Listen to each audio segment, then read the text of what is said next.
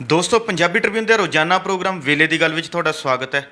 ਮੈਂ ਆਤਿਸ਼ ਗੁਪਤਾ ਤੁਹਾਡੇ ਸਾਹਮਣੇ ਹਾਜ਼ਰ ਹਾਂ। ਜੀ ਹਾਂ ਦੋਸਤੋ, ਦੇਸ਼ ਦੇ ਵਿੱਚ 5 ਸੂਬਿਆਂ ਦੀ ਚੋਣਾਂ ਕੁਝ ਸਮਾਂ ਪਹਿਲਾਂ ਹੋ ਕੇ ਹਟੀਆਂ ਨੇ ਤੇ ਅਗਲੇ ਸਾਲ 5 ਸੂਬਿਆਂ ਦੀ ਚੋਣਾਂ ਹੋਣ ਜਾ ਰਹੀਆਂ ਨੇ, ਜਿਸ ਦੀ ਤਿਆਰੀਆਂ ਨੂੰ ਲੈ ਕੇ ਸਾਰੀ ਸਿਆਸੀ ਪਾਰਟੀਆਂ ਵੱਲੋਂ ਜੋੜ ਤੋੜ ਸ਼ੁਰੂ ਕਰ ਦਿੱਤੀ ਹੈ। ਇਸੇ ਦੌਰਾਨ ਖੱਬੇ ਪੱਖੀ ਪਾਰਟੀਆਂ ਨੇ ਪੱਛਮੀ ਬੰਗਾਲ ਦੀ ਵਿਸ਼ੇਸ਼ ਤੌਰ ਤੇ ਚੋਣਾਂ ਤੋਂ ਬਾਅਦ ਆਪਾ ਪੜਚੋਲ ਕੀਤੀ ਜਾ ਰਹੀ ਹੈ। ਇਸ ਆਪਾ ਪੜਚੋਲ ਬਾਰੇ ਗੱਲਬਾਤ ਕਰਨ ਲਈ ਸਾਡੇ ਨਾਲ ਵਿਸ਼ੇਸ਼ ਤੌਰ ਤੇ ਹਾਜ਼ਰ ਨੇ ਉੱਘੇ ਪੱਤਰਕਾਰ ਸ਼੍ਰੀ ਹਮੀਰ ਸਿੰਘ ਜੀ। ਹਮੀਰ ਜੀ, ਤੁਹਾਡਾ ਬਹੁਤ ਬਹੁਤ ਸਵਾਗਤ ਹੈ ਜੀ। ਜੀ ਸ਼ੁਕਰੀਆ ਆਤਿਸ਼। ਹਮੀਰ ਜੀ, ਸੀਪੀਐਮ ਦੇ ਪੱਛਮੀ ਬੰਗਾਲ ਦੇ ਜਿਹੜੇ ਸਕੱਤਰ ਨੇ ਸੂਰਯਕਾਂਤ ਮਿਸ਼ਰਾ, ਉਹਨਾਂ ਦੇ ਪਿਛਲੇ ਦਿਨੀ ਫੇਸਬੁੱਕ ਤੇ ਇੱਕ ਭਾਸ਼ਣ ਆਇਆ ਜਿਸ ਵਿੱਚ ਉਹ ਆਪਣੀ ਪਾਰਟੀ ਦੀ ਆਪਾ ਪੜਚੋਲ ਕਰਦੇ ਦਿਖਾਈ ਦੇ ਰਹੇ ਨੇ ਤੇ ਇਸ ਦੌਰਾਨ ਉਹਨਾਂ ਨੇ ਕਈ ਤਰ੍ਹਾਂ ਦੇ ਜਿਹੜੇ ਸਵਾਲ ਚੁੱਕੇ ਨੇ। ਅਸੀਂ ਜਾਣਨਾ ਚਾਹਾਂਗੇ ਉਹ ਸਵਾਲ ਕੀ ਨੇ ਤੇ ਉਹਦਾ ਸਿਆਸਤ ਤੇ ਕਿਸ ਤਰ੍ਹਾਂ ਦਾ ਅਸਰ ਦੇਖਣ ਨੂੰ ਮਿਲਦਾ। ਅਸਲ ਦੇ ਵਿੱਚ ਇਹ ਠੀਕ ਹੈ ਕਿ ਜਿਹੜੀ ਚੋਣਾਂ ਵੀ ਰਾਜਨੀਤੀ ਹੈ, ਉਹਦੇ 'ਚ ਜਿਹੜਾ ਖੱਬੇ ਪੱਖੀਆਂ ਦਾ ਗ੍ਰਾਫ ਲਗਾਤਾਰ ਡਿੱਗਦਾ ਜਾ ਰਿਹਾ। ਪੱਛਮੀ ਬੰਗਾਲ ਦੇ ਵਿੱਚ ਤਾਂ ਖਾਸ ਤੌਰ 'ਤੇ ਕਿਉਂਕਿ 1977 ਤੋਂ ਲੈ ਕੇ 2011 ਤੱਕ 34 ਸਾਲ ਲਗਾਤਾਰ ਜਿਹੜੀ ਸੀਪੀਐਮ ਦੀ ਅਗਵਾਈ 'ਚ ਖੱਬਾ ਗੱਠਜੋੜ ਸੱਤਾ 'ਚ ਰਿਹਾ। ਪਰ ਇਹਨਾਂ ਚੋਣਾਂ ਦੇ ਵਿੱਚ ਜਿਹੜੀਆਂ ਵਿਧਾਨ ਸਭਾ ਚੋਣਾਂ ਹੋਈਆਂ ਨੇ, ਪਾਰਟੀ ਦਾ ਕੋਈ ਐਮਐਲਏ ਨਹੀਂ ਜਿੱਤਿਆ, 0 ਤੇ 4.70% ਵੋਟਾਂ 'ਤੇ, ਮਤਲਬ 4.5% ਵੋਟਾਂ 'ਤੇ ਜਿਹੜੀ ਸਿਮਟ ਗਈ ਪਾਰਟੀ। ਉਹਨਾਂ ਨੇ ਕੁਝ ਸਿਧਾਂਤਕ ਤੇ ਕੁਝ ਅਪਰੋਚ ਲੈਵਲ ਦੇ ਸਵਾਲ ਉਠਾਏ ਨੇ। ਨਾਰਮਲੀ ਪਾਰਟੀਆਂ ਇਹੋ ਜਿਹਾ ਕੁਛ ਘੱਟ ਕਰਦੀਆਂ ਨੇ ਜਾਂ ਬੜੇ ਲੰਮੇ ਸਮੇਂ ਬਾਅਦ ਕਰਦੀਆਂ ਨੇ। ਤੇ ਉਹਨਾਂ ਆਪਣੇ ਵਰਕਰਾਂ ਨੂੰ ਫੇਸਬੁੱਕ ਤੇ ਲਗਭਗ 2 ਘੰਟੇ ਦਾ ਇੱਕ ਭਾਸ਼ਣ ਦਿੱਤਾ 7 ਜੁਲਾਈ ਨੂੰ ਫੇਸਬੁੱਕ ਲਾਈਵ ਕਰਕੇ ਕਿ ਸਾਨੂੰ ਕੀ ਸੋਚਣਾ ਚਾਹੀਦਾ। ਹੁਣ ਰਿਜ਼ਲਟ ਨੂੰ ਵੀ 2 ਮਹੀਨੇ ਹੋ ਚੁੱਕੇ ਨੇ ਤੇ ਸਾਨੂੰ ਹੁਣ ਇਹਦੇ ਬਾਰੇ ਇੱਕ ਐਨਾਲਿਸਿਸ, ਇੱਕ ਵਿਸ਼ਲੇਸ਼ਣ ਕਰਨਾ ਚਾਹੀਦਾ। ਉਹ ਨਾ ਕੇਵਲ ਸੀਪੀਐਮ ਦੇ ਸਕੱਤਰ ਨੇ ਸੂਬੇ ਦੇ, ਉਹ ਪੋਲਿਟ ਬਿਊਰੋ ਦੇ ਵੀ ਮੈਂਬਰ ਨੇ ਪਾਰਟੀ ਦੀ, ਜਿਹੜੀ ਸਭ ਤੋਂ ਉੱਚ ਤਾਕਤੀ ਬਾਡੀ ਹੈ। ਉਹਨਾਂ ਦਾ ਇਹ ਕਹਿਣਾ ਕਿ 22 ਸਾਲ ਪਹਿਲਾਂ ਪਾਰਟੀ ਨੇ ਇੱਕ ਸਿਧਾਂਤਕ ਅਪਰੋਚ ਲਈ ਸੀ, ਪਹੁੰਚ ਲਈ ਸੀ ਕਿ ਬੀਜੇਪੀ ਜਿਹੜੀ ਹੈ ਉਹ ਹੋਰਾਂ ਪਾਰਟੀਆਂ ਵਰਗੀ ਨਹੀਂ ਹੈ। ਹੋਰਾਂ ਪਾਰਟੀਆਂ ਨੂੰ ਬੀਜੇਪੀ ਨਾਲ ਨਹੀਂ ਮਿਲਾਉਣਾ ਚਾਹੀਦਾ। ਕਿਉਂ ਨਹੀਂ ਮਿਲਾਉਣਾ ਚਾਹੀਦਾ? ਕਿਉਂਕਿ ਉਹਦੇ ਪਿੱਛੇ ਇੱਕ ਆਰਐਸਐਸ ਦਾ ਇੱਕ ਏਜੰਡਾ ਹੈ। ਬਾਕੀ ਪਾਰਟੀਆਂ, ਚਾਹੇ ਉਹ ਕਾਂਗਰਸ ਹੈ, ਤ੍ਰਿਣਮੂਲ ਕਾਂਗਰਸ ਹੈ, ਜਿਹੜੀਆਂ ਵੀ ਮਰਜ਼ੀ ਹੋਰ ਨੇ, ਉਹਨੇ ਨਾਂ ਲਿਆ, ਕੋਈ ਹੋਰ ਜਿਹੜੀ ਵੀ ਮਰਜ਼ੀ ਕੋਈ ਪਾਰਟੀ ਇਸ ਦੇਸ਼ ਦੀ ਹੈ, ਉਹਨੂੰ ਇਹ ਨਹੀਂ ਕਹਿਣਾ ਚਾਹੀਦਾ ਕਿ ਇਹ ਇੱਕੋ ਜਿਹੀਆਂ ਹੀ ਨੇ। ਔਰ ਜਿਹੜਾ ਇਸ ਦੇ ਦੌਰਾਨ ਜਿਹੜਾ ਵਿਵਹਾਰ ਹੋਇਆ ਪੱਛਮੀ ਬੰਗਾਲ ਦੇ ਵਿੱਚ ਖਾਸ ਤੌਰ ਦੇ ਉੱਤੇ, ਉਹ ਕਹਿੰਦੇ ਵੀ ਇਹ ਮੈਸੇਜ ਚਲਾ ਗਿਆ ਲਗਾਤਾਰ। ਕੁਝ ਨਾਅਰੇ ਇਹੋ ਜਿਹੇ ਦਿੱਤੇ ਜਾਂਦੇ ਰਹੇ ਤੇ ਵੀ TMC ਔਰ BJP ਇੱਕੋ ਸਿੱਕੇ ਦੇ 2 ਪਾਸੇ ਨੇ, ਜਾਂ ਕੁਝ ਇਹੋ ਜਿਹੇ ਬੰਗਾਲੀ 'ਚ ਨਾਅਰੇ ਉਹਨਾਂ ਨੇ ਕੋਟ ਕੀਤੇ ਨੇ, ਇਸ ਲੈਵਲ ਦੇ ਦਿੱਤੇ, ਜਿਹਦੇ ਨਾਲ ਸਾਡਾ ਕਾਰਕੁਨ ਤੇ ਸਮਰਥਕ ਉਹ ਉਲਝਾਅ 'ਚ ਪੈਦਾ ਹੋ ਗਏ, ਪੈਦਾ ਗਿਆ। ਮਤਲਬ ਉਹਦਾ ਦਿਮਾਗ ਦੇ ਵਿੱਚ ਸਪਸ਼ਟਤਾ ਨਹੀਂ ਆਈ ਕਿ ਉਹਨੇ ਕੀ ਕਰਨਾ, ਉਹਨੂੰ ਕੀ ਕਰਨਾ ਚਾਹੀਦਾ। ਉਹ ਹੋਰ ਹਾਲਾਤ ਦੇ ਮੁਤਾਬਕ ਦੇਖਦਾ ਇੱਕ ਤਾਂ ਇਹ ਸਾਰਾ ਸਵਾਲ, ਮਤਲਬ ਉਹਨੂੰ ਆਪਣੀ ਜਿਹੜੀ ਕਾਰਗੁਜ਼ਾਰੀ ਹੈ ਪਾਰਟੀ ਦੀ ਜਾਂ ਆਗੂਆਂ ਦੀ, ਜਾਂ ਜੋ ਲੈਵਲ ਦਾ ਮੈਸੇਜ ਦੇਣਾ ਸੀ, ਉਹਨੂੰ ਲੱਗ ਰਿਹਾ ਕਿ ਇਹਦੇ 'ਤੇ ਪੁਨਰ ਵਿਚਾਰ ਕਰਨ ਦੀ ਲੋੜ ਹੈ, ਮੁੜ ਵਿਚਾਰ ਕਰਨ ਦੀ ਲੋੜ ਹੈ ਕਿ ਨਹੀਂ ਹੈ। ਜਦੋਂ ਸਿਧਾਂਤਕ ਫੈਸਲਾ ਇਹ ਲੈਂਦਾ ਹੈ ਕਿ ਬਾਕੀ ਕੋਈ ਵੀ ਪਾਰਟੀ BJP ਵਰਗੀ ਦੇ ਨਾਲ ਨਹੀਂ ਮਿਲਾਇਆ ਜਾ ਸਕਦਾ। ਹਾਲਾਂਕਿ ਉਹਨੇ ਇਹ ਵੀ ਕਿਹਾ ਵੀ ਜਿਹੜਾ ਇਹ ਵੀ ਇੱਕ ਜੁਮਲਾ ਚੱਲਦਾ ਜਾਂ ਇੱਕ ਨਾਅਰਾ ਦਿੱਤਾ ਜਾਂਦਾ ਕਿ ਇੱਕੋ ਸਿੱਕੇ ਦੇ 2 ਪਾਸੇ, ਉਹ ਵੀ ਇੱਕੋ ਵਰਗੇ ਨਹੀਂ ਹੁੰਦੇ। ਉਹਦੇ ਵਿੱਚ ਵੀ ਉਹ ਕਹਿੰਦਾ ਇੱਕ ਹੈੱਡ ਹੁੰਦਾ, ਇੱਕ ਤੇਲ ਹੁੰਦੀ ਹੈ, ਤੇ ਉਹ ਦੋਨੋਂ ਅਲੱਗ-ਅਲੱਗ ਹੁੰਦੇ ਨੇ। ਪਰ ਇਹਦੇ ਨਾਲ ਦੀ ਨਾਲ ਇੱਕ ਪਹੁੰਚ ਦਾ ਸਵਾਲ ਹੈ, ਜਿਹੜਾ ਵੱਖ-ਵੱਖ ਟਾਈਪ ਦੀ ਗੱਲ ਕੀਤੀ ਜਾਂਦੀ ਹੈ। ਉਹਨੇ ਇਹ ਕਿਹਾ ਕਿ ਇਹ ਸਵਾਲ ਵੀ ਉਠਾਇਆ ਇਸੇ ਕਰਕੇ BJP ਤੇ TMC ਦੇ ਮਾਮਲੇ ਦੇ ਵਿੱਚ, ਕਿਉਂਕਿ ਪੱਛਮੀ ਬੰਗਾਲ ਦੇ ਵਿੱਚ CPM ਖਾਸ ਤੌਰ 'ਤੇ ਉਹ TMC ਨੂੰ ਜਿਵੇਂ ਅਛੂਤ ਹੁੰਦਾ ਹੁਣ ਤੱਕ ਉਵੇਂ ਵਿਵਹਾਰ ਕਰਦੀ ਰਹੀ ਹੈ ਕਿ TMC ਨਾਲ ਨਹੀਂ ਅਸੀਂ ਕੋਈ ਗੱਲ ਕਰਨਾ, ਉਹਦੇ ਨਾਲ ਤਾਂ ਮਤਲਬ ਹੀ ਕੋਈ ਨਹੀਂ। ਚਾਹੇ ਉਹ ਦਿੱਲੀ ਦੇ ਮੰਚ 'ਤੇ ਕੋਈ ਗੱਲ ਹੁੰਦੀ ਹੋਵੇ ਜਿਹਦੇ 'ਚ TMC ਸ਼ਾਮਲ ਹੋਵੇ, ਚਾਹੇ ਉਹ ਪੱਛਮੀ ਬੰਗਾਲ ਦੇ ਮੰਚ 'ਤੇ ਹੋਵੇ। ਇਹ ਜਿਹੜਾ ਸੂਰਯਕਾਂਤ ਮਿਸ਼ਰਾ ਦਾ ਪਹੁੰਚ ਹੈ ਜਾਂ ਅਪਰੋਚ ਹੈ, ਜੇ ਪਾਰਟੀ ਦੀ ਅਪਰੋਚ ਬਣ ਜਾਂਦੀ ਹੈ, ਜਦੋਂ ਵੀ ਹੁਣ ਪੋਲਿਟ ਬਿਊਰੋ ਜਾਂ ਉਹਨਾਂ ਦੇ ਸਕੱਤਰੇਤ ਦੀ ਕੋਈ ਮੀਟਿੰਗ ਹੋਏਗੀ, ਤਾਂ ਇਹ ਅਸਲੋਂ ਹੀ ਇੱਕ ਵੱਖਰੇ ਕਿਸਮ ਦਾ ਜਿਹੜਾ ਪ੍ਰੈਕਟੀਕਲ ਕੰਮ ਉਹਦੇ 'ਚੋਂ ਨਿਕਲੂਗਾ, ਹੋਰ ਟਾਈਪ ਦਾ, ਕਿ ਉਹ ਇਕੱਠੇ ਹੋਣਗੇ। ਅਗਲੀ ਗੱਲ ਇਹ ਹੈ ਕਿ ਉਹਨਾਂ ਨੇ ਇਹ ਕਿਹਾ ਕਿ ਜਿਹੜਾ ਵੀ BJP ਹੈ ਉਹ ਦੇਸ਼ ਦੇ ਵਿੱਚ ਫੁੱਟ ਪਾਉਣ ਤੇ ਵੰਡ ਪਾਉਣ ਦੀ ਨੀਤੀ 'ਤੇ ਚੱਲਦੀ ਹੈ। ਉਹ ਕਹਿੰਦਾ ਵੀ 47 ਤੋਂ ਬਾਅਦ ਮੁੜ ਕੇ ਪੱਛਮੀ ਬੰਗਾਲ ਨੂੰ ਵੀ ਵੰਡਣ ਦੀ ਜਿਹੜੀ ਇੱਕ ਪਹੁੰਚ RSS ਦੀ ਪੁਰਾਣੀ, ਉਹ ਕਹਿੰਦੇ ਨੇ ਵੀ ਦਾਰਜਲਿੰਗ ਨੂੰ ਕੇਂਦਰ ਸ਼ਾਸਤ ਪ੍ਰਦੇਸ਼ ਬਣਾਓ, ਉੱਤਰੀ ਬੰਗਾਲ ਨੂੰ ਇੱਕ ਹੋਰ ਸੂਬੇ 'ਚ ਵੰਡ ਦਿਓ, ਇਸੇ ਤਰ੍ਹਾਂ ਜਿਹੜਾ ਜੰਗਲ ਮਹਿਲ ਦਾ ਖੇਤਰ ਹੈ ਉੱਧਰ ਵੀ ਇੱਕ ਹੋਰ ਸੂਬਾ ਬਣਾ ਦਿਓ। ਉਹ ਪੱਛਮੀ ਬੰਗਾਲ ਨੂੰ ਬੰਗਾਲੀਅਤ ਦੇ ਬਜਾਏ, ਬੰਗਾਲੀ ਭਾਸ਼ਾ ਦਾ ਜਾਂ ਬਾਕੀ ਦੀਆਂ ਚੀਜ਼ਾਂ ਦੀ ਬਜਾਏ ਉਹ ਤੋੜ ਦੇਣਾ ਚਾਹੁੰਦੇ 47 ਤੋਂ ਬਾਅਦ। ਇਹ ਵੰਡ ਦਾ ਕੋਈ ਕੁਐਸਚਨ ਹੈ। ਇਹਨੂੰ ਵੀ ਸੋਚਣ ਦਾ ਸਵਾਲ ਹੈ ਕਿ ਜੇ ਉਧਰ ਨੂੰ ਤੁਰਦਾ ਤਾਂ ਹੋਰ ਜ਼ਿਆਦਾ ਨੁਕਸਾਨ ਜਿਹੜਾ ਇਸ ਪੋਲਿਟਿਕਸ ਦਾ ਹੋਏਗਾ।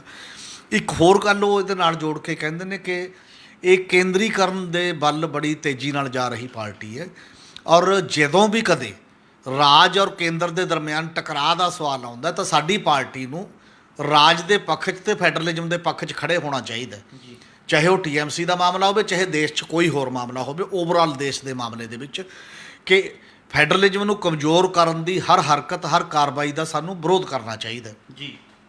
ਔਰ ਇਸੇ ਕਰਕੇ ਉਹਨਾਂ ਨੇ ਇਹ ਸਵਾਲ ਵੀ ਉਠਾਇਆ ਕਿ ਜਿਹੜੇ ਇੱਕ ਕੇਸ ਹੈ TMC ਦੇ 2 ਮੰਤਰੀਆਂ ਨੂੰ ਤੇ ਸਮੇਤ 2 MLA ਨੂੰ ਫੜਨ ਦਾ CBI ਵੱਲੋਂ, ਉਹਨੇ ਉੱਤੇ ਵੀ ਇਤਰਾਜ਼ ਉਠਾਇਆ। ਸ਼ਾਇਦ ਇਹ CPM ਦਾ ਪਹਿਲੀ ਵਾਰ ਕਿਸੇ ਨੇ ਇਹ ਫੈਸਲਾ ਕੀਤਾ ਹੋਣਾ, ਸਟੈਂਡ ਲਿਆ ਹੋਣਾ। ਉਹ ਇਹ ਹੈ ਕਿ ਜੇਕਰ ਉਹ ਜਿਹੜਾ 2012 ਦਾ ਇੱਕ ਸਕੈਂਡਲ ਹੈ, ਤੁਸੀਂ ਕਹਿੰਦੇ ਹੋ ਕਿ ਨਾਰਦਾ ਸਕੈਂਡਲ ਹੈ, ਤਾਂ ਅੱਜ ਤੱਕ ਕਿਉਂ ਨਹੀਂ ਫੜਿਆ ਉਹਨਾਂ ਨੂੰ ਕਿਸੇ ਬੰਦੇ ਨੇ? ਹੁਣ ਤੱਕ ਏਜੰਸੀਆਂ ਕੀ ਕਰਦੀਆਂ ਰਹੀਆਂ? ਤੇ ਜੇ ਹੁਣ ਵੀ ਫੜਨਾ ਸੀ ਮੰਨ ਲਓ, ਤਾਂ ਫਿਰ ਜਿਹੜੇ BJP ਵੱਲ ਚੱਲੇ ਗਏ, ਜਿਹੜਾ leader of opposition Vidhan Sabha 'ਚ TMC 'ਚੋਂ ਜਾ ਕੇ BJP 'ਚ ਵਗ ਗਿਆ ਸੁਵੇਂਦੂ ਅਧਿਕਾਰੀ, ਉਹਨੂੰ ਕਿਉਂ ਨਹੀਂ ਫੜਿਆ ਗਿਆ? ਉਹ ਕਿਉਂ ਇਸ ਦਾਇਰੇ ਦੇ ਵਿੱਚ ਨਹੀਂ ਹੈ? ਇਹ ਜਿਹੜੇ ਕੁਝ ਐਸੇ ਕਈ ਸਵਾਲ ਉਠਾਏ ਨੇ ਜਿਹੜੇ ਬੁਨਿਆਦੀ ਤੌਰ ਦੇ ਉੱਤੇ, ਜਿਹੜੇ ਲੱਗਦਾ ਕਿ ਅੰਦਰ ਝਾਤ ਮਾਰਨ ਦੀ ਕੋਸ਼ਿਸ਼ ਹੈ ਆਪਣੀ ਪਾਰਟੀ ਦੇ, ਆਪਣੀ ਅਪਰੋਚ ਦੇ, ਸਾਰੀਆਂ ਚੀਜ਼ਾਂ ਨੂੰ ਮੱਦੇਨਜ਼ਰ ਰੱਖਦੇ ਹੋਏ। ਔਰ ਇਹਦਾ ਅਸਰ ਮਤਲਬ ਅੰਦਰ ਵੀ ਪਾਰਟੀ 'ਚ ਪਊਗਾ, ਜਦੋਂ ਅੰਦਰ ਹੁਣ ਚਰਚਾ ਹੋਏਗੀ ਕਿਵੇਂ ਲੈਂਦੀ ਹੈ ਪਾਰਟੀ ਇਹਨੂੰ, ਤੇ ਬਾਹਰਲੀ ਸਿਆਸਤ 'ਤੇ ਵੀ ਪੈਣਾ ਸੁਭਾਵਕ ਹੈ ਜੀ। ਹਮੀਰ ਜੀ, ਹੁਣ ਵੱਡਾ ਸਵਾਲ ਇਹ ਖੜਾ ਹੁੰਦਾ, ਜੇਕਰ ਪਾਰਟੀ ਸੂਰਯਕਾਂਤ ਮਿਸ਼ਰਾ ਦੀ ਇਸ ਪੜਚੋਲ ਨੂੰ ਮੰਨਦੀ ਹੈ ਤਾਂ CPM ਤੇ ਜਿਹੜਾ ਹੈਗਾ ਆਉਣ ਵਾਲੇ ਦਿਨਾਂ 'ਚ ਕਿਸ ਤਰ੍ਹਾਂ ਦਾ ਫੇਰ ਬਦਲ ਜਾਂ ਕਿਸ ਤਰ੍ਹਾਂ ਦਾ ਅਸਰ ਦੇਖਣ ਨੂੰ ਮਿਲ ਸਕਦਾ? ਜੇਕਰ ਉਹਨਾਂ ਦੀ ਪਾਰਟੀ ਦਾ ਇਹ ਵਿਊ ਬਣ ਜਾਂਦਾ ਜਿਹੜਾ ਹੋਣਾ, ਹਾਲਾਂਕਿ ਸਿਧਾਂਤਕ ਵਿਊ ਤਾਂ ਉਹਨਾਂ ਦਾ ਕਹਿਣਾ ਵੀ ਅਸੀਂ 22 ਸਾਲ ਪਹਿਲਾਂ ਤੋਂ ਇਹੀ ਲਿਆ ਹੋਇਆ BJP ਨੂੰ। ਈਵਨ ਇਦੋਂ ਪਹਿਲਾਂ ਜਦੋਂ ਹਰਕਿਸ਼ਨ ਸਰਜੀਤ ਜਨ ਸੈਕਟਰੀ ਹੁੰਦੇ ਸੀ, ਉਦੋਂ ਵੀ ਉਹ ਨੰਬਰ 10 1 ਦੁਸ਼ਮਣ BJP ਨੂੰ ਤੇ ਕਾਂਗਰਸ ਨਾਲ ਵੀ ਅਲਾਇੰਸ, ਬਾਕੀਆਂ ਨਾਲ ਵੀ ਅਲਾਇੰਸ ਹੋ ਜਾਂਦਾ ਸੀ। ਈਵਨ CPM ਜਿਹੜੀ ਉਸ ਪੱਧਰ ਦੇ ਉੱਤੇ ਜਦੋਂ UPA 1 ਬਣੀ ਹੈ ਮਨਮੋਹਨ ਸਿੰਘ ਦੀ ਅਗਵਾਈ ਵਾਲੀ, ਉਹਦੇ 'ਚ ਵੀ ਮਿਨੀਮਮ ਪ੍ਰੋਗਰਾਮ ਦੇ ਨਾਲ ਸਹਿਮਤ ਰਹੀ ਵੀ ਆਹ ਪ੍ਰੋਗਰਾਮ ਲਾਗੂ ਕਰਾਉਣ ਲਈ ਅਸੀਂ ਮਤਲਬ ਧਿਆਨ ਉਹਦੇ 'ਚ ਸ਼ਾਮਲ ਹੋਵਾਂਗੇ, ਸਾਂਝੇ ਪ੍ਰੋਗਰਾਮ ਦੇ ਵਿੱਚ ਅਸੀਂ ਸ਼ਾਮਲ ਹਾਂ। ਅਤੇ ਉਦੋਂ ਬਾਅਦ ਫਿਰ ਵਾਪਸ ਆਈ ਹੈ ਜਦੋਂ ਇਹ ਕਹਿ ਕੇ ਕਿ ਜਿਹੜਾ ਸਮਝੌਤਾ ਹੋਇਆ ਅਮਰੀਕਾ ਦੇ ਨਾਲ, ਜਿਹੜਾ ਪਰਮਾਣੂ ਸਮਝੌਤਾ, ਉਹਨੂੰ ਧਿਆਨ ਦੇ ਵਿੱਚ ਰੱਖ ਕੇ ਵਿਡਰਾ ਕਰ ਗਏ ਸੀ। ਸ਼ਾਇਦ ਉਦੋਂ ਤੋਂ ਵੀ ਸੈਟਬੈਕ ਵੱਜਣੀ ਸ਼ੁਰੂ ਹੋਈ ਹੈ CPM ਨੂੰ ਕਾਫੀ ਜ਼ਿਆਦਾ। ਪਰ ਉਦੋਂ ਬਾਅਦ ਫਿਰ ਲਗਾਤਾਰ ਖਾਸ ਤੌਰ 'ਤੇ ਬੰਗਾਲ ਦੀ ਪੋਲੀਟਿਕਸ ਦੇ ਵਿੱਚ, ਬੰਗਾਲ ਦੀ ਸਿਆਸਤ ਦੇ ਵਿੱਚ ਕਾਫੀ ਜ਼ਿਆਦਾ ਪੰਗਾ ਪਿਆ, ਕਿਉਂਕਿ 2 ਕਾਰਨ ਨੇ ਵੱਡੇ। ਸਪੋਜ਼ ਕਰੋ ਕੇਰਲਾ ਦੇ ਵਿੱਚ ਕਾਂਗਰਸ ਦੀ ਅਗਵਾਈ ਵਾਲਾ ਫਰੰਟ ਜਿਹੜਾ ਹੈ, ਉਹਦੀ ਟੱਕਰ ਲੈਫਟ ਫਰੰਟ ਨਾਲ ਹੁੰਦੀ ਹੈ, ਉੱਥੇ ਤਾਂ BJP ਹੈ ਨਹੀਂ। ਉਹ ਜਦੋਂ ਟੱਕਰ ਹੁੰਦੀ ਹੈ ਤਾਂ ਤੁਹਾਡਾ ਕੇਰਲਾ ਦਾ ਕੇਡਰ ਹੈ ਜਿਹੜਾ ਆਟੋਮੈਟਿਕਲੀ ਉਹ ਕਾਂਗਰਸ ਦੇ ਨਾਲ ਟੱਕਰ 'ਚ ਖਿਲਾਫ ਹੋਊਗਾ। ਤੇ ਅਗਲਾ ਵੈਸਟ ਬੰਗਾਲ ਦਾ, ਵੈਸਟ ਬੰਗਾਲ 'ਚ ਤੁਹਾਡੀ ਟੱਕਰ ਉਦੋਂ ਬਾਅਦ ਹੋ ਗਈ ਮੇਨ TMC ਨਾਲ, 2011 ਤੋਂ ਬਾਅਦ ਤਾਂ ਖਾਸ ਤੌਰ 'ਤੇ ਹੋ ਗਈ। ਉਦੋਂ ਉਹਨਾਂ ਨੂੰ ਇਹ ਲੱਗਿਆ ਕਿ ਉੱਥੇ ਕੇਡਰ ਦੀ ਇੱਕ ਟਾਈਪ ਦੀ ਮਾਨਸਿਕਤਾ ਬਣ ਜਾਂਦੀ ਹੈ ਕਿ TMC ਸਾਡਾ ਮੇਨ ਵਿਰੋਧੀ ਹੈ। ਅਸਲ 'ਚ 2 ਹੀ ਵੱਡੀਆਂ ਇਸ ਦੀਆਂ ਸਟੇਟਾਂ ਸੀਗੀਆਂ ਜਿਹੜੀਆਂ ਸਟੇਟਾਂ ਦੇ ਵਿੱਚ ਉਹ ਸੱਤਾ ਦੇ ਨੇੜੇ ਜਾਂ ਸੱਤਾ ਹੰਢਾਈ ਉਸ ਲੈਵਲ ਦੀ ਸੀ। ਬਾਕੀ ਜਨਰਲ ਜਿਹੜੀ ਅਪਰੋਚ ਹੈ CPM ਦਾ, ਬਾਕੀ ਦਾ ਕੈਡਰ ਹੈ ਜਾਂ ਬਾਕੀ ਦੀ ਹੈ, ਉਹ ਸ਼ਾਇਦ ਉਹਨਾਂ 'ਤੇ ਡੋਮੀਨੇਟ, ਵਿਵਹਾਰਕ ਜਿਹੜੀ ਇੱਕ ਲਾਈਨ ਹੈ ਉਹ ਡੋਮੀਨੇਟ ਕਰਦੀ ਹੋਣੀ ਹੈ, ਪ੍ਰਭਾਵੀ ਰਹਿ ਰਹੀ ਹੋਣੀ ਹੈ ਉਸ ਮਾਮਲੇ ਦੇ ਵਿੱਚ। ਪਰ ਖੁੱਲ੍ਹ ਕੇ ਇਹ ਸੋਚਣਾ, ਕਿਉਂਕਿ ਜਦੋਂ ਹੁਣ ਇੱਕ ਇਹੋ ਜਿਹੇ ਜਿੱਥੇ ਤੁਸੀਂ 34 ਸਾਲ ਰਾਜ ਕੀਤਾ ਹੋਵੇ ਉਹਦੇ ਇੰਨਾ ਨੀਚੇ ਚਲੇ ਜਾਓ, ਜਾਂ ਪੂਰੇ ਦੇਸ਼ ਦੇ ਵਿੱਚ ਵੀ ਇੱਕ ਭੂਮਿਕਾ ਨਿਭਾਉਣਾ ਚਾਹੁੰਦੇ ਹੋ, ਤਾਂ ਜਿਵੇਂ ਮੇਰੇ ਖਿਆਲ ਖੁੱਲ੍ਹ ਕੇ ਇਹਨਾਂ ਨੇ ਸੋਚਿਆ ਉਹਦੇ 'ਤੇ ਮਤਲਬ ਗੌਰ ਕਰਨ ਦਾ ਗੱਲ ਹੈ। ਜੇ ਗੌਰ ਹੋ ਜਾਂਦੀ ਹੈ ਤਾਂ ਪਾਰਟੀ ਦਾ ਨਜ਼ਰੀਆ ਬਦਲੇਗਾ, ਅਲਾਇੰਸ ਬਣਾਉਣ ਦੇ ਮਾਮਲੇ ਦੇ ਵਿੱਚ ਵੀ, ਵੱਖ-ਵੱਖ ਮੁੱਦਿਆਂ 'ਤੇ ਸਟੈਂਡ ਲੈਣ ਦੇ ਮਾਮਲੇ ਦੇ ਵਿੱਚ ਵੀ। ਅਤੇ ਜਦੋਂ ਉਹ ਹੋਏਗਾ, ਸਭ ਤੋਂ ਪਹਿਲੀ ਗੱਲ ਤਾਂ ਬੰਗਾਲ 'ਚ ਇੱਕ ਲੈਵਲ ਤਾਂ ਬਣ ਜੂਗਾ। ਮਤਲਬ TMC ਫਿਰ ਹੁਣ ਨੰਬਰ 1 ਦੀ ਦੁਸ਼ਮਣਾਨਾ ਉਹਦੇ 'ਚ ਨਹੀਂ ਰਹੂਗੀ, ਤਾਂ BJP ਨਾਲ ਖੜ੍ਹ ਕੇ ਉਹ ਚੀਜ਼ਾਂ ਹੋ ਜਾਣਗੀਆਂ। ਔਰ ਜੇ ਨਜ਼ਰੀਆ ਬਣ ਜਾਂਦਾ ਤਾਂ BJP ਲਈ ਬੰਗਾਲ ਹੋਰ ਮੁਸ਼ਕਲ ਹੋਣ ਦੀਆਂ ਸੰਭਾਵਨਾਵਾਂ ਨੇ। ਔਰ ਉਹ ਸੰਭਾਵਨਾਵਾਂ ਇਸ ਕਰਕੇ ਨੇ ਕਿਉਂਕਿ BJP ਨੇ 42 ਵਿੱਚੋਂ 18 MP 2019 'ਚ ਜਿਤਾਏ ਸੀ।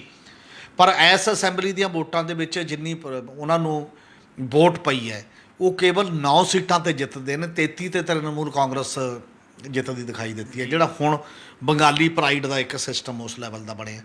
ਹੁਣ ਉਹ ਅੱਗੇ ਜਦੋਂ 2024 'ਚ ਆਏਗੀ, ਜੇ CPM ਦੀ ਅਪਰੋਚ ਇਹੋ ਜਿਹੀ ਇਸ ਤਰੀਕੇ ਨਾਲ ਬਦਲਦੀ ਹੈ ਤਾਂ ਕਾਫੀ ਹੱਦ ਤੱਕ ਟਫ BJP ਲਈ ਹੋਏਗਾ। ਨਹੀਂ ਤਾਂ ਉਹ ਕਹਿੰਦੇ ਨੇ ਵੀ ਵੰਡੀ ਜਾਵੇ ਤਾਕਤ। ਜੇ ਤਾਕਤ ਵਿਰੋਧੀਆਂ ਦੀ ਵੱਡੇ ਪੱਧਰ 'ਤੇ ਵੰਡੀ ਜਾਂਦੀ ਹੈ ਤਾਂ ਉਹਦਾ ਅਸਰ ਵਿਰੋਧੀ ਨੂੰ ਹਮੇਸ਼ਾ ਮਿਲਦਾ ਅਤੇ ਦੂਜੇ ਨੂੰ ਲਾਸ ਹੁੰਦਾ। ਇਹ ਇੱਕ ਕਾਰਨ ਹੈ ਮੇਰੇ ਖਿਆਲ ਹੈ ਜੇਕਰ ਉਸ ਪਾਸੇ ਵੱਲ ਗੱਲ ਚੱਲੂਗੀ। ਅਤੇ ਨਾਲ ਦੀ ਨਾਲ ਇੱਕ ਹੋਰ ਗੱਲ ਹੈ ਇਹਦਾ ਇਹ ਵੀ ਹੈ ਕਿ ਨੈਸ਼ਨਲ ਲੈਵਲ 'ਤੇ ਵੀ ਜਿਹੜੀ ਮਮਤਾ ਬੈਨਰਜੀ ਨੇ ਚੋਣਾਂ ਦੇ ਦੌਰਾਨ ਹੀ ਇੱਕ ਚਿੱਠੀ ਲਿਖੀ ਸੀ ਵਿਰੋਧੀ ਪਾਰਟੀਆਂ ਦੇ ਸਾਰਿਆਂ ਦੇ ਮੁਖੀਆਂ ਨੂੰ ਜੀ ਸਮੇਤ ਕਾਂਗਰਸ, ਉਦੋਂ ਉਹਨੇ ਕਿਹਾ ਸੀ ਕਿ ਜੇ ਬੀਜੇਪੀ ਦਾ ਮੁਕਾਬਲਾ ਦੇਸ਼ ਪੱਧਰ ਦੇ ਉੱਤੇ ਕਰਨਾ, ਸਾਰੀਆਂ ਵਿਰੋਧੀ ਧਿਰਾਂ ਨੂੰ ਆਪਣੇ ਮਤਭੇਦ ਭੁਲਾ ਕੇ ਇਕੱਠੇ ਹੋਣ ਦੀ ਲੋੜ ਹੈ। ਜੀ ਅਤੇ ਉਹਦੇ 'ਤੇ ਉਹੋ ਜਿਹਾ ਰਿਸਪੌਂਸ ਨਹੀਂ ਸੀ ਆਇਆ ਬਾਕੀ ਸਭ ਵੱਲੋਂ, ਪਰ ਇਹ ਇੱਕ ਵੱਡਾ ਹੁੰਗਾਰਾ ਨਜ਼ਰ ਆ ਸਕਦਾ। ਹੌਲੀ ਹੌਲੀ ਫਿਰ ਇਹ ਖੱਬੇ ਪੱਖੀ ਧਿਰਾਂ ਵੀ ਵੱਡਾ ਰੋਲ ਨਿਭਾ ਸਕਦੀਆਂ ਨੇ, ਐਂਟੀ ਬੀਜੇਪੀ ਜੇਕਰ ਜਿਹੜਾ ਉਹ ਇੱਕ ਨਜ਼ਰੀਆ ਲੈ ਕੇ ਬਾਕੀ ਧਿਰਾਂ ਨਾਲ ਇਕੱਠੇ ਹੋ ਕੇ ਉਹ ਕਿੰਨਾ ਕਰਨਾ, ਕਿੰਨਾ ਇਨਵੋਲਵ ਹੋਣਾ, ਕਿਸੇ ਗੌਰਮੈਂਟ ਸ਼ਾਮਲ ਹੋਣਾ ਨਹੀਂ ਹੋਣਾ, ਪਰ ਪੋਲੀਟੀਕਲੀ ਤਾਲਮੇਲ ਰੱਖਣਾ ਜਾਂ ਸਾਂਝਾ ਕੋਈ ਫਰੰਟ ਹੀ ਬਣਾ ਲੈਣਾ, ਇਹ ਬਾਅਦ ਦੀਆਂ ਗੱਲਾਂ ਨੇ।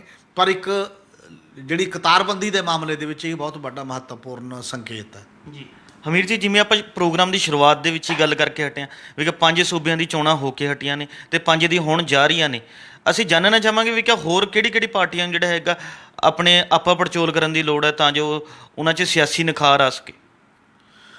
ਸਿਆਸੀ ਪੜਚੋਲ ਤਾਂ ਮੈਨੂੰ ਲੱਗਦਾ ਸਾਰੀਆਂ ਪਾਰਟੀਆਂ ਨੂੰ ਹੀ ਕਰਨ ਦੀ ਲੋੜ ਹੈ ਜਿਹੜੀਆਂ ਵੈਸੇ ਨੇ, ਪਰ ਕੁਝ ਵੱਡੀਆਂ ਜੇ ਫਰੰਟ ਬਣਨਾ ਹੈ ਤਾਂ ਇੱਕ ਤਾਂ ਖੇਤਰੀ ਪਾਰਟੀਆਂ ਨੂੰ ਸਾਰਿਆਂ ਨੂੰ ਪੜਚੋਲ ਕਰਨ ਦੀ ਲੋੜ ਹੈ ਕਿ ਕੀ ਉਹ ਵਾਕਈ ਸਿਧਾਂਤਕ ਸਟੈਂਡ ਲੈਣਗੀਆਂ ਜਾਂ ਕੇਵਲ ਸੱਤਾ 5 ਸਾਲ ਮੰਨਣੀ ਹੈ ਅਤੇ ਉਦੋਂ ਬਾਅਦ ਕੁਝ ਨਾ ਹੋਵੇ। ਉਹਦੇ 'ਚ ਫੈਡਰਲਿਜ਼ਮ ਦਾ ਕੁਐਸਚਨ ਬਾਰ-ਬਾਰ ਉੱਭਰ ਕੇ ਸਾਰੀਆਂ ਪਾਰਟੀਆਂ ਸਾਹਮਣੇ ਆ ਰਿਹਾ।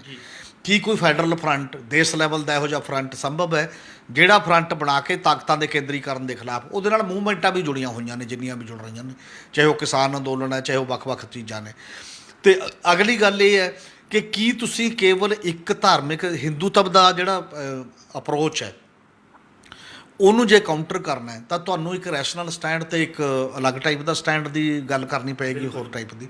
ਔਰ ਜਿਵੇਂ ਹੁਣ ਵੀ ਹੈ ਇੱਕ ਇਹ ਵਿਚਾਰਧਾਰਕ ਟਕਰਾਅ ਬੜੇ ਲੰਮੇ ਸਮੇਂ ਤੋਂ ਹੈ, ਸ਼ੁਰੂ ਤੋਂ ਹੈ।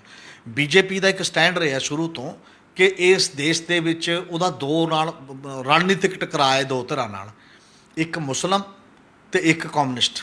ਉਹ ਬਾਰ-ਬਾਰ ਕਹਿੰਦੇ ਨੇ, ਓਪਨਲੀ ਵੀ ਉਹ ਕਹਿੰਦੇ ਨੇ ਕਿ ਕਮਿਊਨਿਸਟਾਂ ਨੇ ਦੇਸ਼ ਦਾ ਭੱਠਾ ਬਿਠਾਇਆ, ਬਾਹਰਲੀ ਆਈਡੀਓਲੋਜੀ ਲਿਆਉਂਦੇ ਨੇ ਸਾਡੇ ਕੰਟਰੀ ਤੋਂ, ਖਰਾਬ ਕਰਦੇ ਨੇ। ਮਤਲਬ ਇਹਨਾਂ ਨਾਲ ਉਹ ਦੁਸ਼ਮਣਾਨਾ ਟਾਈਪ ਹੈ। ਔਰ ਮੋਦੀ ਸਰਕਾਰ ਦੇ ਮੰਤਰੀ ਮੰਡਲ ਤੋਂ ਦੇਖਿਆ ਜਾ ਸਕਦਾ। ਔਰ ਇੱਕ ਬੰਦਾ ਜਿਹੜਾ ਪਹਿਲਾਂ ਤਾਂ ਮਾੜਾ ਮੋਟਾ ਇੱਕ ਸ਼ਾਮਲ ਕੀਤਾ ਉਹ ਹੈ ਮੁਖਤਾਰ ਅਬਾਸ ਨਕਵੀ ਜੀ।